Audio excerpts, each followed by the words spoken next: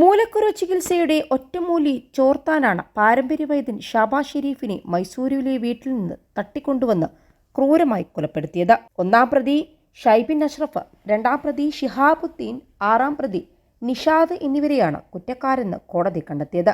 13 പ്രതികളാണ് വിചാരണ നേരിട്ടിരുന്നത്. 10 പേരെ കോടതി വിട്ടയച്ചു. മനഃപൂർവ്വമല്ലാത്ത നരഹത്യ, ഗൂഢാലോചന, തെളിവ് നശിപ്പിക്കൽ, തട്ടിക്കൊണ്ടുപോകൽ തുടങ്ങിയ കുറ്റങ്ങളാണ് തെളിയിക്കപ്പെട്ടത്. മൃതദേഹമോ അവശിഷ്ടങ്ങളോ കണ്ടെത്താനാവാത്ത കേസിൽ നരഹത്യാ കുറ്റം തെളിയിക്കാനായത് അന്വേഷണ ഉദ്യോഗസ്ഥരുടെ മികവെന്ന് പ്രോസിക്യൂഷൻ EM കൃഷ്ണൻ നമ്പൂതിരി പറഞ്ഞു. മൈസൂരു രാജീവ് നഗറിൽ പാരമ്പര്യ ചികിത്സ നടത്തിയിരുന്നയാളാണ് ഷാബാസ് ഷെരീഫ്. ഒറ്റമൂലി മനസ്സിലാക്കി മരുന്ന് വ്യാപാരം നടത്തി പണമുണ്ടാക്കുകയായിരുന്നു ഷൈബിന്റെയും കൂട്ടാളികളുടെയും ലക്ഷ്യം.